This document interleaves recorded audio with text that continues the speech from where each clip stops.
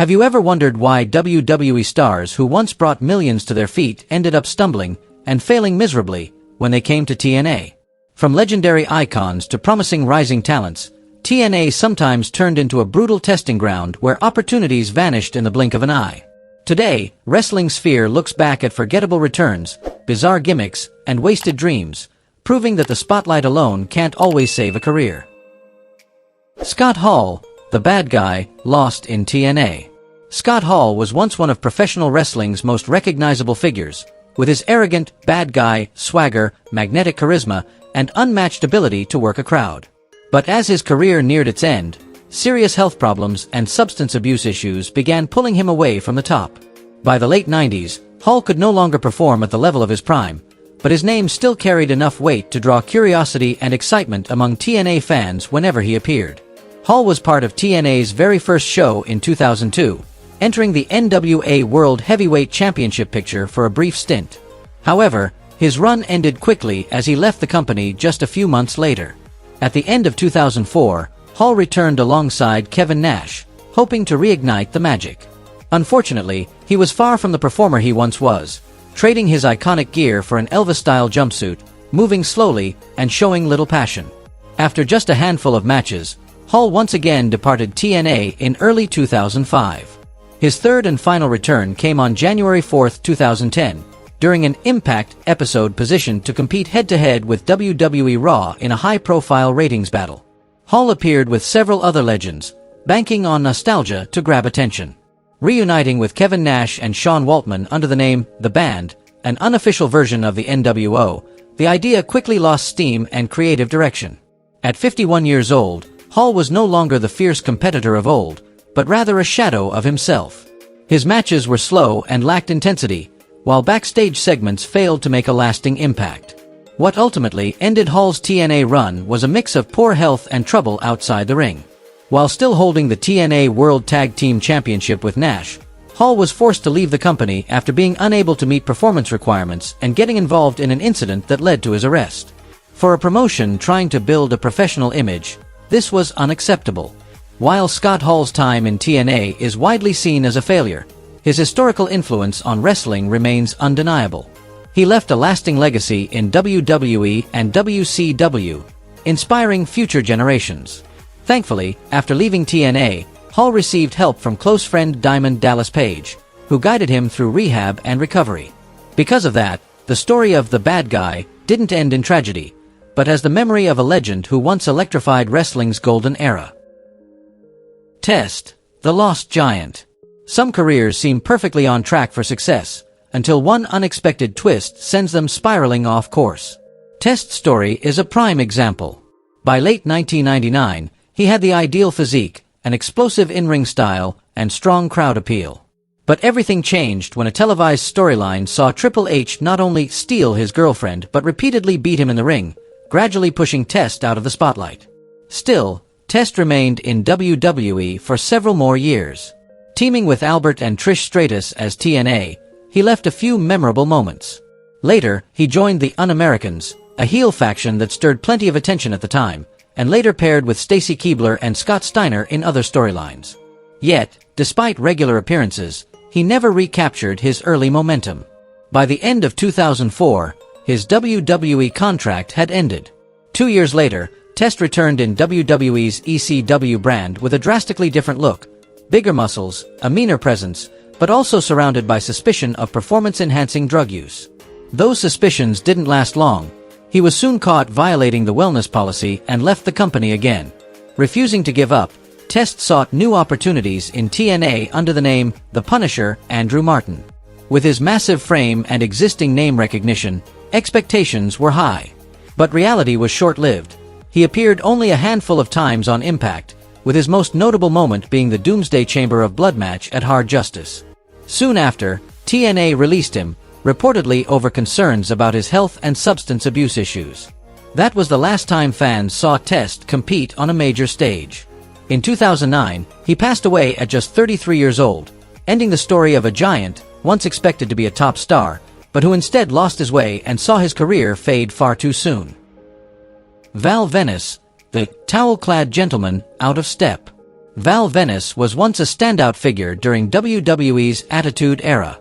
He made a strong impression with his ladies' man persona, stepping out in nothing but a white towel, flashing a provocative gaze, and performing cheeky gestures that made the crowd both laugh and cheer. This image made Val an integral part of WWE in the late 90s and early 2000s. However, by the time WWE officially released him in 2009, he was long past his prime. Coincidentally, TNA at that time was actively recruiting former WWE talents, regardless of whether their glory days were behind them. An opportunity opened up, and in January 2010, Val joined the company under his real name, Sean Morley. He kept his signature seductive gimmick, but the differences were clear. The flowing hair was gone, replaced by a bald head. His physique had lost its chiseled edge, and most importantly, his crowd appeal had noticeably faded. Val debuted on the January 4th episode of Impact, a special night when TNA went head-to-head with WWE Raw. In a backstage segment with the beautiful people, he revealed he had left the adult film industry to become a producer, serving as a bridge between his old character and a fresh storyline. Following his introduction, Val began a feud with Christopher Daniels, surprisingly defeating the Fallen Angel at the Genesis pay-per-view. Shortly after, he turned heel and went on to beat Jeff Jarrett in a Falls Count Anywhere match on Impact. But things moved at lightning speed. Just one day after his win over Jarrett, Val left TNA, citing a desire to wrestle in Mexico. His departure barely made a ripple. Aside from a few backstage names like Hulk Hogan and Eric Bischoff taking notice, most fans hardly cared. His brief stint in TNA ended without leaving a mark, making Val Venis a prime example of how a once prominent star can vanish from the spotlight in the blink of an eye. Orlando Jordan, the star of outlandish outfits. During the Hogan-Bischoff era in TNA, fans saw their fair share of baffling signings, and Orlando Jordan was certainly one of them. In WWE, his biggest claim to fame was serving as JBL's right-hand man during JBL's reign as WWE Champion. That role gave Jordan a shot at the United States Championship, which he won, but his reign is often remembered as one of the least impressive in history. After losing the title, his momentum collapsed, his TV time dwindled, and he quietly left WWE, disappearing from the spotlight for several years before TNA came calling. Jordan returned on January 4, 2010, coinciding with the Impact episode that went head-to-head with WWE Raw. He immediately entered a feud with Elijah Burke, wrestling in TNA as D'Angelo Dinero. Early on, TNA seemed ready to push him, allowing him to score wins over both Dinero and Samoa Joe. No small feat, but just as quickly, his rise stalled when he vanished from TV for about a month. When he reappeared, Jordan debuted a completely new persona, an openly androgynous gimmick, complete with his own interview segment, The Ozone. Not only did his promos change, but his attire became unlike anything else in TNA at the time, from bright, skin-tight gear to boldly mismatched suits. And, of course, who could forget the sight of him casually applying lotion to his body on stage before matches? It was a moment that got people talking, though often leaving them more confused than entertained. While this gimmick made him a point of discussion, Jordan's in-ring work stayed stagnant. His matches lacked excitement, his storylines went nowhere, and neither his on-screen character nor his real-life presence managed to keep fans invested. Finally, in July 2011, TNA ended his contract. Orlando Jordan's TNA run felt like a strange, colorful dream, one that faded quickly and left more questions than answers. The Nasty Boys, outdated legends and a hard fall in TNA. When talking about buddy signings during Eric Bischoff and Hulk Hogan's TNA regime, the Nasty Boys are the clearest example. Jerry Saggs and Brian Knobbs, the once notorious tag team from WWE and WCW in the 80s and 90s, were brought in at the start of 2010, not for their in-ring abilities, but because of their long-standing friendship with Hogan. From their first step into the Impact Zone, they jumped into a feud with Team 3D. Their debut came on the overloaded January 4th Impact, already packed with Hogan's friends making appearances. The problem? The Nasty Boys' prime was decades behind them.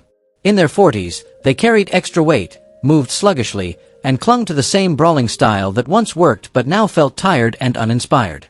Despite being seen as a poor fit, TNA still booked them to beat Brother Ray and Devon in a pay-per-view match, with, of course, a little extra flavor from Jimmy Hart, another Hogan associate, who acted as their manager. Perhaps TNA hoped past fame and nostalgia would make the duo relevant again, but the reality was the opposite. Declining physical condition, outdated presentation, and a lack of anything fresh made them more of a burden than an asset. After just 3 months and only 4 matches, their TNA stint ended without fanfare. The reason for their exit wasn't exactly flattering. Brian Knobbs was accused of rude and disruptive behavior at a party attended by Spike TV executives, a major broadcast partner for TNA. That was all management needed to hear, and the Nasty Boys became a prime example of how TNA squandered opportunities by choosing friendship over actual talent. Booker T, the lazy legend of TNA. When TNA announced they had signed Booker T right after his WWE departure, many believed it was going to be a major turning point. At that time, TNA was gaining momentum, and securing a former world champion who still had the athleticism, experience, and star power looked like a massive win on paper. With his main event credibility, Booker T was expected to elevate homegrown stars like AJ Styles, Samoa Joe, and Bobby Roode, while also drawing more fans to TNA programming. The start was indeed promising. At Genesis 2007, Booker made a surprise debut as Sting's mystery tag partner, receiving a thunderous ovation from the crowd. He quickly had notable matches with Styles, Roode, and Christian, showcasing his trademark skills and the poise of a true headliner. Joining the main event Mafia, a faction packed with big-name talent, Booker seemed to have found the perfect environment to cement his legacy. But the excitement didn't last. Before long, it became clear that Booker was working at a safe pace, rarely pushing himself to deliver at the level fans remembered from his WWE or WCW peaks. Instead of explosive performances, his matches often felt slow, and at times, lacking fire. This not only affected match quality but also robbed TNA's younger generation of the chance to truly shine alongside him. Later, Booker openly admitted that his time in TNA felt like a paid vacation. He enjoyed the lighter schedule, steady paycheck, and the freedom to focus more on acting. For TNA, it meant investing in a marquee name but getting a version of him with little drive. In the end, Booker T's 2-year TNA run is remembered as a wasted golden opportunity. He arrived with the potential to shake things up but left without making a lasting impact, proving that even legends can rest on their laurels. The Basham, forgettable twins adrift in TNA. Among the long list of WWE Tag Team Champions, the Basham brothers are technically there, though hardly remembered. Doug and Danny Basham made their WWE debut in unforgettable fashion, portraying S&M slaves under the control of Shaniqua. With leather straps, chains, and a bizarre persona, they stood out, at least for a short while. Eventually, they dropped the oddball image and joined JBL and Orlando Jordan in The Cabinet, picking up another tag team title reign. But when the faction dissolved, their careers quickly faded, leading to their release from WWE. What seemed like the end turned into a brief extension when TNA took them in. Rebranded as Basham, Doug, and Damaja, Danny, they were thrown into a feud with the Voodoo Kin Mafia. The angle had some thought behind it. Christy Hem recruited them to take down BG and Kip James, who had been tormenting her. She had previously tried to enlist the Heartthrobs for the job, so on paper, the Basham were at least an upgrade. Unfortunately, disappointment came fast. Without their distinctive gimmick, without a compelling storyline, the Basham appeared sporadically on Impact and only a handful of pay-per-view events. Their matches lacked standout moments, emotional connection, and, most importantly, any reason for fans to care. In WWE, while far from the best team, they had a place thanks to their unusual presentation, the backing of a colorful manager, and the context of a larger faction. In TNA, all of that was gone. The Basham became a default tag team, no personality, no buzz, and instantly forgettable. To put it bluntly, they were as bland as a Sunday afternoon spent reorganizing your closet and doing your taxes, something no one's eager to repeat. Eventually, TNA cut ties. The Basham left without leaving any legacy or mark, serving as a clear reminder that switching stages doesn't guarantee you can recreate past success. Trevor Murdoch, the out-of-time cowboy, forgotten in TNA. Trevor Murdoch always gave off the feeling that he was born in the wrong era. With his rugged build, hard-hitting style, and an aura straight out of the 1970s, 80s wrestling scene, he would have thrived during the golden age of the territories. In WWE, he was far from a flop. Teaming with Lance Cade, Murdoch captured the World Tag Team Championship 3 times between 2005 and his release in 2008. The duo delivered memorable matches against the Hardys and the team of Paul London and Brian Kendrick, becoming one of the most popular tag teams of that period. However, WWE always saw Lance Cade as the potential singles star, while Murdoch was cast as the eternal supporting act. When the team split, his solo opportunities all but vanished. Leaving WWE brought hope of finding new glory elsewhere, and at the time, TNA seemed like an attractive destination. Nearly a year after leaving WWE, Murdoch showed up in Orlando under the name Jethro Holliday. Unfortunately, the name sounded more like a cheap Western movie villain than a future champion. In TNA, he was mostly used in undercard matches and occasionally appeared on web-exclusive shows like Explosion. Murdoch's most notable TNA moment came at Hard Justice 2009, where he faced Abyss. Despite putting in a solid effort, he lost and was never built up as a significant character. In truth, Murdoch never signed a long-term deal with TNA. He was brought in on a per-event basis. This meant no chance to develop a strong storyline or distinct character that could connect with fans. By November 2009, TNA stopped booking him. And just like that, the cowboy rode off quietly, leaving behind a short, forgettable run with no lasting legacy. Murdoch was a talent who could have shined in the right setting, but instead, he became a man out of place in a new era. Dustin Reynolds, when Black Rain became a career nightmare.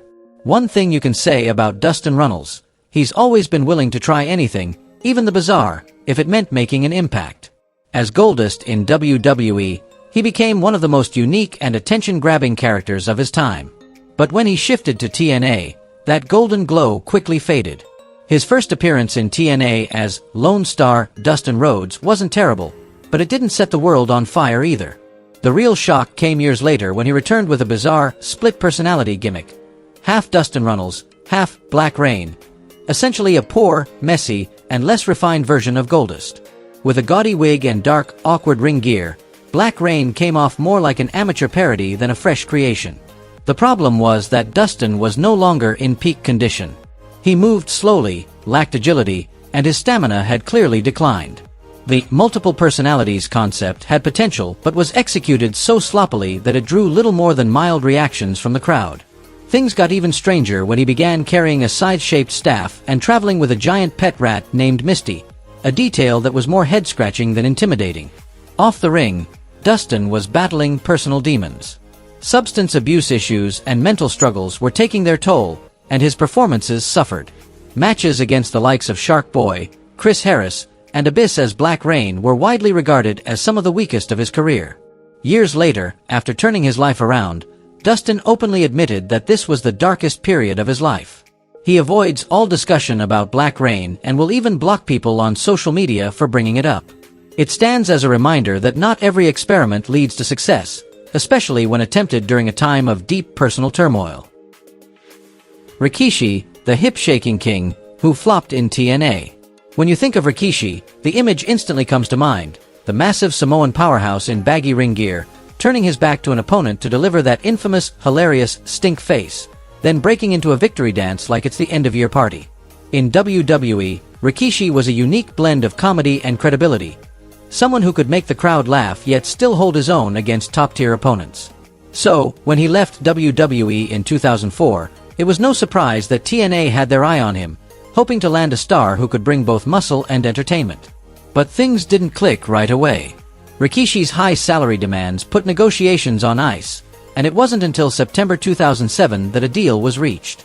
He debuted under his real name, Junior Fatu, and early signs looked promising. A singles match with Christian and a six-man tag match, both met with decent reactions. Unfortunately, that hope didn't last. Fatu's promos were a disaster. Instead of showing enthusiasm, he came across as dismissive of the company. The breaking point came when he called Robert Roode Rick Rude, and then did an over-the-top, awkward impression of The Rock, creating one of the most poorly received promos ever aired on a major wrestling stage. Things got worse when he was booked in a reverse battle royal, a gimmick match already ridiculed for its absurdity. Barely over a month after joining, Fatu was gone, leaving right after a match with Robert Roode. The reason? He demanded a pay raise despite delivering nothing close to what TNA expected. Instead of being the ace in the hole TNA had hoped for, Rikishi left without making any meaningful impact. In WWE, he had the fans laughing, cheering, and dancing along. In TNA, he became little more than a forgettable footnote, proof that past fame doesn't always translate into success in a new environment. MVP, a champion on the mic, a missed shot in the ring. Montel Vontavious Porter, MVP, was one of WWE's most charismatic figures, known for his flashy style, slick promo work, and solid in-ring skills. After leaving WWE in 2010, he headed to TNA Wrestling in hopes of refreshing his career and proving himself on a new stage. In 2014, MVP debuted as the Executive Director of Wrestling Operations, part authority figure, part active competitor. On paper, it was a great idea, a cunning power player who could also get physical when necessary. In reality, the storyline quickly unraveled. Rather than building him as a ruthless, calculating boss, TNA bogged him down in long-winded arguments, messy backstage politics, and side stories that barely affected the main narrative. Fans lost interest fast.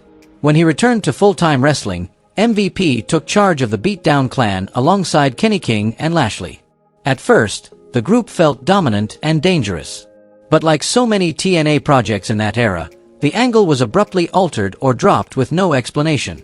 The lack of direction chipped away at MVP's presence.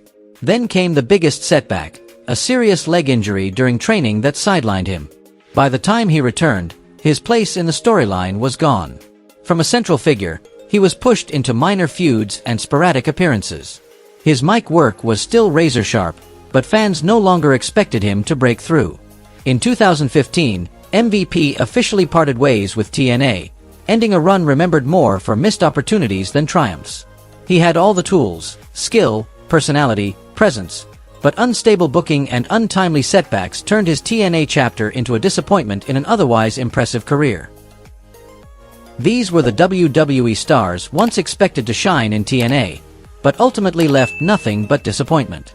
If you enjoyed this video, don't forget to like, subscribe, and turn on notifications so you won't miss more exciting stories from Wrestling Sphere.